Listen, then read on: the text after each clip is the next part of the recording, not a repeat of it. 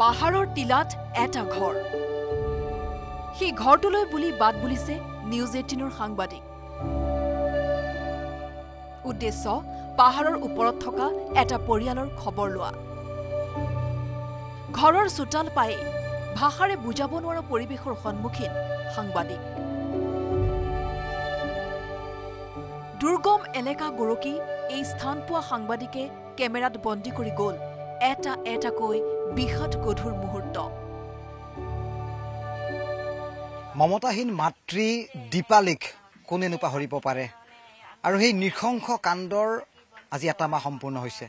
আৰু এই মুহূৰ্তত আমি আহি উপস্থিত হৈছো গুৱাহাটীৰ পাঞ্জাবাৰীৰ এখন পাহাৰৰ টিলাত এই চোতালখন এই বাৰান্দাতে যেন খেলি ধুলি ফুৰে কণমানি মৃন্ময় এমাহে কান্দি কান্দি চকুৰ পানী শুকাই যোৱা এই পৰিয়ালটোৱে কবলৈনো কি থাকিব বাকী কুলাতে ডাঙৰ কৰা আয়েকে উচুপি কবই পৰা নাই একোকে এনেকুৱা লাগিছে বাচ্চাটো এতে আছে নেকি বুলি এনেকুৱা লাগি যায় বিশেষ একোৱেই বিচৰা নাই বিচাৰিছে মাত্ৰ শাস্তি জন্ম দিয়া মাতৃৰ ওইফালে তাই কেনেকৈ মাৰিছে অত্যাচাৰ কৰিছে তাই যেনেকে বাচ্চাটোক মাৰিছে তাই এনেকে শাস্তি পাব লাগিব 20 বছৰ তাই কাৰাদণ্ড হ'ব লাগিব তাই যাবত জীৱন তাই কাৰাদণ্ড হৈ থাকিব লাগিব 10 মেৰ দিনা নিৰুদ্দেশৰ নাটক কৰিছিল পাহান মাতৃয়ে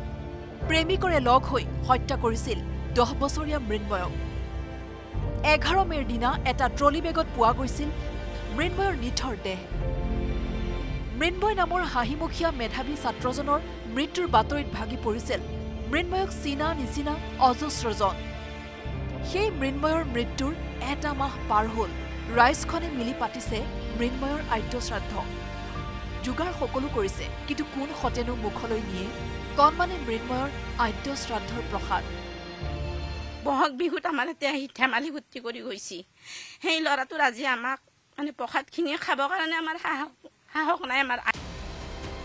সকলোৱে শাস্তিয়ে বিচাৰিছে মৃন্ময়ৰ পিতৃ বিকাশে বিচাৰিছে প্ৰেমিক যুগলৰ কঠোৰতকৈ কঠোৰতম শাস্তি নিজৰ চলিক মাৰিছে যিহেতু তেতিয়াহ'লে আৰু বেলেগতে নাচায় কোনোদিন সেইকাৰণে সেই মোৰ মতে এইটো এনেকুৱা জানো সোমাই থৈ দিয়ে ইয়াতে আৰু কাৰাগাৰত মানে একদম সোমাই দিয়ে পোহৰ জানো দেখা নাপায় সিহঁতে যেনেকৈ মোৰ চলিক এতিয়া পঠাই দিছে এনেকৈ মাৰি আন্ধাৰ শুই আছে মোৰ ল'ৰাই জানো সিহঁতৰ দুটাকে জানো সেনেকুৱা জানো শাস্তি দিয়ে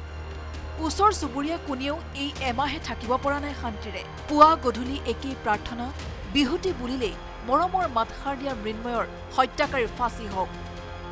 পুৰা শাস্তি দিব লাগে আৰু মানে ফাঁচিয়ে দিব লাগে আৰু সিহঁতক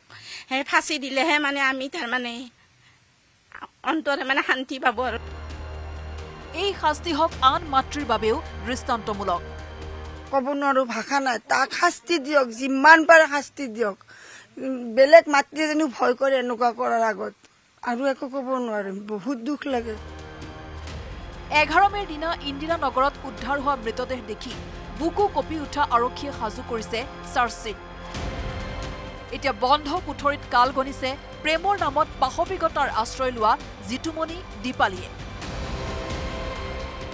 দুই অভিযুক্তই শাস্তি পালেও কণমানিটিক হেৰুৱাৰ বেদনাত হয়তো চিৰদিনে ভাৰাক্ৰান্ত হৈ থাকিব মানুহখিনি